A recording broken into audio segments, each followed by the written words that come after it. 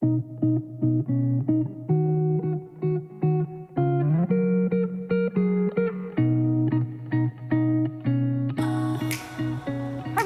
to Better Together as One. I am so excited to not only be at Country Heritage Park, but to be in the Conestoga room. Do we ever have some really cool content to share with all of you? Some incredible things are happening here at Country Heritage Park. And through the leadership of the gentleman that I have sitting across from me, Jamie Rahum, you are the CEO of Country Heritage Park. Welcome. Thank you. So, one of the reasons I wanted to have this conversation with you is that in the short time I've known you and had a conversation, we're very aligned in our missions. We're very aligned with believing in community, believing in giving back, believing that we're better to work together and that we can shake it up. And in order to make a difference, you sometimes have to do things differently. Maybe that's not as easily accepted by others, but we do it anyway so that we can create change. Tell me about, how long have you been here now as a CEO? In December, I will be here 7 years. That'll mark 7 for me. 7 years. And tell me a little bit about Jamie's vision and what you've done over this last 7 years. Spent a great amount of my time in my past fighting for farmers, and I have an educational point of view that goes with it. I lose battles with consumers on a daily basis because they don't understand, A, why farmers do what we do. They also like to know why they don't do things the way that they would like them to do. So that's a big mystery that goes on, and farmers are less than 1% of the population. So it's not like the turn of the century in 1900. Country Heritage Park is originally the Ontario Agricultural Museum, so it has its own what I call 185 years of a moving motion picture. So I have buildings that go back and predate, a lot of the Canadian that's here. But that doesn't get your message across. And I'm going to say something that may sound a little bit out of line, but I really don't care for people over 30. We did it to ourselves. I'm trying to educate people under 30 so that the next generations along the way don't fall into the same traps that we do.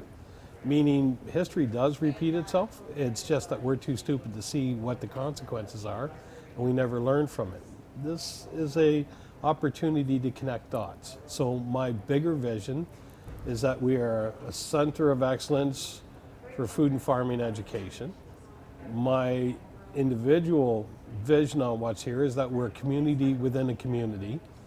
And in order to do that, you have to have an altruistic side to be able to give back and have to be able to reflect the needs of what the community really is. Mm-hmm. You mentioned the Conestoga room, but it's also a community kitchen. And I learned very early being in Halton region that you don't have a lot of access to facilities like this to be able to do things for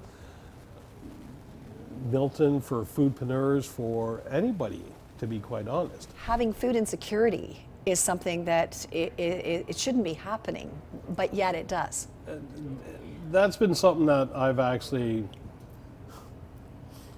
I've railed against government for nearly 30 years. So for me, it's always been a matter of how can you find solutions. So right. This place, Country Heritage Park not only provides an educational basis, it provides a template basis. So when people say, words like I can't, those aren't words that are there because opportunities are led by inspiration and dedication. And these are things that people have forgotten along the ways. We've got an urban Indigenous center for Halton region, which has a growing Indigenous population, but nobody acknowledges it. So we've created one. We've got a healing and medicinal garden that has been set up and created, and it was done through Country Heritage Park. The community kitchen that we have here services Milani's organization, which is the No One Goes Hungry, and we've only just met her. That was at the Chamber Awards in late September. So, I mean, I've got a month and a couple of weeks to deal with her so far, and that's been my experience.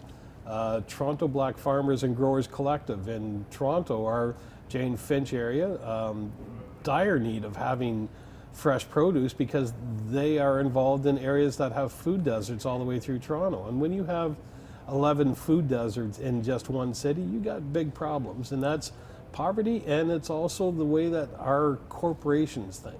Right. So, doing this is this is the easy stuff. The hard stuff is the growing containers that we have, the aquaponic, hydroponic that we're doing, because then you can template those ideas and move them anywhere that's required, and it will provide jobs.